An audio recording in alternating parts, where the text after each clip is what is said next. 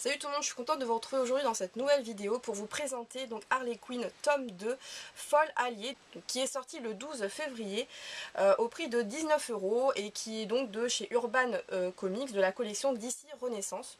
Donc c'est un bon pavé qui fait quand même 232 pages qui est assez conséquent mais que j'ai dévoré tellement c'était super bien. J'ai adoré le tome 1 et franchement là c'est la continuité, vous avez des petites histoires en plus que je vous en dirai un peu plus après, mais franchement c'est juste super. En plus les dessins sont sublimes, donc après il y a des dessinateurs différents et selon le dessinateur des fois on a une petite baisse en fait pour moi de qualité, mais qui n'affecte pas l'histoire et qui donne quand même un petit plus quand même à ce comics, et c'est ce que j'ai adoré et franchement je l'ai dévoré. Donc voilà, je suis super en plus contente de vous le présenter et on va tout de suite commencer. Donc tout d'abord en fait ça va se découper en 4 parties. Donc pour la première partie il s'agit tout simplement de Harley Quinn prend d'assaut la Comic Con de San Diego. Et donc là dans cette partie c'est extra marrant, moi j'ai adoré. Donc là par contre vous allez retrouver énormément de dessinateurs. Par contre pour tout le long du comics au scénario ça sera Amanda Conner et Jimmy Palmiotti. Par contre après pour les dessinateurs ça changera par rapport en fait au chapitre, etc. Je vous mettrai dans tous les cas un texte avec tous les noms. Ça sera beaucoup plus simple en fait que de vous les présenter à chaque fois parce qu'il y a des noms un petit peu bizarres et que j'ai du mal à prononcer, j'ai pas envie d'écorcher les noms. En tout cas voilà, je vous mettrai un petit texte avec tout décrit, ça ira beaucoup plus vite pour vous. Alors dans cette partie on va retrouver Harley Quinn qui veut à tout prix montrer son book aux différents en fait artistes qu'elle va pouvoir trouver dans le salon. Et donc voilà, on va avoir affaire à pas mal d'acteurs, de dessinateurs, etc. Notamment Stephen Amell, à qui elle ne va prêter aucune attention, qui est juste là d'ailleurs. Ici. Ensuite on va pouvoir voir juste là Jim Lee, donc voilà, elle a un entretien avec lui, elle lui montre son book, il lui dit finalement c'est pas si mal, c'est très bien, même continuez comme ça, vous êtes sur la bonne voie. Donc elle est super contente. Ensuite elle va tomber, c'est ce qui m'a fait le plus rigoler, sur Bruce Timm, à qui elle va déclarer sa flamme et dire voilà je vous adore, je suis votre carrière depuis le début et je suis fan. Et puis juste après il y a Paul Dini qui se rajoute et là on se dit mais voilà, elle est au courant quand même que c'est elle la star en fait des comics de Bruce Timm, puisque c'est lui avec Paul Dini qui l'ont créé, et du coup on a l'impression qu'elle est quand même, elle sait qu'elle fait partie d'un comic, donc c'est ce qui rend un petit peu cette partie assez drôle. Donc voilà pour cette première partie qui est vachement bien dessinée en plus, donc ça il n'y a aucun souci là-dessus. Ensuite pour la deuxième partie, donc il s'agit de Harley Quinn Annual numéro 1, ça sent le roussi. Donc dans celui-ci on va tout simplement retrouver Harley Quinn qui veut sauver son amie Ivy, dont elle n'a plus de nouvelles en fait depuis au moins une semaine. Elle va tout mettre en œuvre et va la retrouver en fait dans la prison d'Arkham, où elle est retenue et soumise en fait à cause d'une espèce de drogue tout simplement. Et Harley comme d'habitude va faire des boulettes, elle va exploser un flacon qui provoque des hallucinations, et là c'est le trip assuré tout le long là jusqu'à la fin. Ils sont en plein délire tous autant qu'ils sont, et franchement c'est plutôt assez drôle. Voilà, je vais pas tout vous raconter, mais en tout cas c'est un épisode vachement sympa qui voilà, dont on voit en fait vraiment l'amitié très forte entre les deux personnages, et c'est vraiment très très bien. Vous avez aussi des petites annotations, là par exemple il y en a une, vous en avez une aussi au tout début.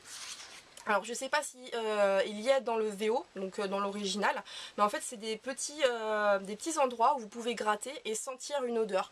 Donc ça peut être quelque chose qui pue, quelque chose qui sent bon, etc. Et là en fait il y a ces petites annotations, mais dans celui-ci c'est bien marqué que voilà, les senteurs n'y sont pas tout simplement. Alors je ne sais pas si dans le VO ils l'ont fait ou pas. Si vous avez des infos là-dessus, n'hésitez pas à me le dire en commentaire, puisque du coup j'ai pas retrouvé le VO, donc je ne sais pas réellement si dans le VO ils l'ont fait ou pas. En tout cas vraiment très bonne histoire. Et là on arrive en fait dans le vif du sujet. Donc là c'est la suite donc du tome 1. Et là on arrive au chapitre 9, puisque du coup on s'est arrêté au chapitre 8. Et honnêtement c'est la partie que je préfère le plus, bien sûr c'est tout simplement la suite. Et là on va retrouver une Harley qui va jouer au roller derby. dans la rue où en fait il y a, ça sera la seule survivante en fait. C'est ce qu'on peut dire, en fait c'est des combats de rue quoi au final, et à chaque fois il y en a qui sont KO et tout, donc c'est plutôt marrant. Elle se fait bien aussi mettre à l'amende par une autre adversaire, ce qui est très drôle. On retrouve aussi, comme dans le tome 1, Monsieur Cyborgman, donc qui est très drôle aussi, qui l'accompagne un petit peu partout, qui lui donne des conseils pour bien se battre et tout ça, donc ça c'est franchement c'est fantastique, c'est vraiment super marrant. Et en fait tout le long ça va être épique à chaque fois. Ensuite là par exemple dans celui-ci, donc c'est le chapitre numéro 11, voilà, on part vraiment sur la rencontre en fait avec Power Girl, qui tout simplement voilà, elle est tombée du ciel, elle s'est écrasée et Harley Quinn est venue la sauver, la récupérer et la soigner, etc. Et en fait elle a perdu la mémoire. Donc Harley Quinn en fait, au lieu de lui dire la vérité, va tout simplement l'embobiner, va lui dire qu'elles sont en colocation toutes les deux, qu'elles sont super amies, qu'elles défendent le crime, enfin etc. Et c'est hyper drôle parce que du coup Power Girl la croit, puisque automatiquement elle a plus aucune mémoire, donc voilà, elle pense que c'est vrai, c'est la réalité. Et donc toutes les deux, elles vont devenir réellement amies et coéquipières, et elles vont traverser par exemple ici le cosmos, puisqu'elles ont rencontré en fait Sportsmaster et Clock King en fait qui les ont envoyées tout simplement dans l'espace, et donc elles vont devoir retrouver leur chemin. Elles vont croiser Manos, donc Manos c'est l'équivalent de Thanos, donc de chez Marvel, donc ce qui est assez drôle. Voilà, il y a des petites références comme ça qui franchement ça m'a éclaté quoi, c'était vraiment super.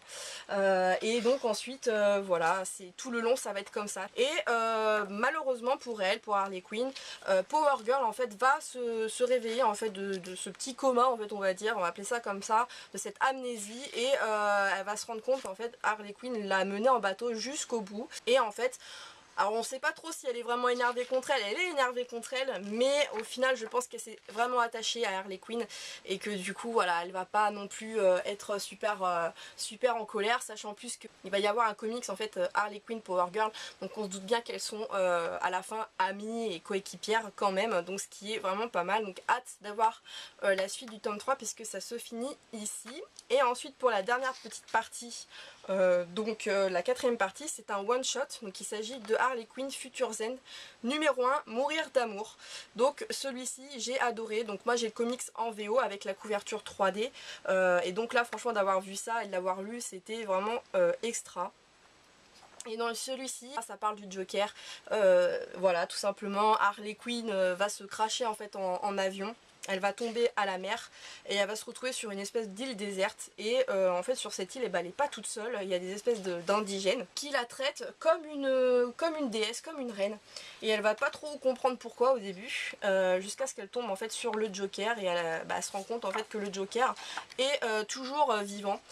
Mais il se sert d'elle puisqu'ils doivent faire en fait une espèce d'offrande en fait à l'île, et donc en fait il veut la jeter dans le volcan de l'île pour apaiser en fait, voilà, parce qu'il pense que y a un dieu qui fait que ça veut faire exploser l'île avec le volcan, etc. Et donc le Joker, pour apaiser en fait ce dieu, veut foutre en fait Harley Quinn dans le feu tout simplement, et ça va pas du tout se passer comme prévu.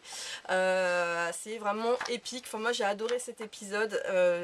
C'est juste génial, elle retourne dans le panneau comme à chaque fois, voilà, elle pense qu'il est amoureux d'elle, elle se jette sur lui, et en fait c'est pas du tout le cas, et voilà, quand elle s'en aperçoit, elle est vraiment en colère, et voilà, c'est toute une histoire là-dessus, et c'est vraiment extra. Et la toute fin en fait on voit Aquaman, donc ça c'est vraiment une surprise, et quand j'ai vu ça j'étais vraiment bluffée. En tout cas j'ai vraiment adoré ce one shot, il est vraiment extra, moi j'ai adoré. Après vous avez ensuite tout simplement les petites couvertures que l'on retrouve à chaque fois à la fin.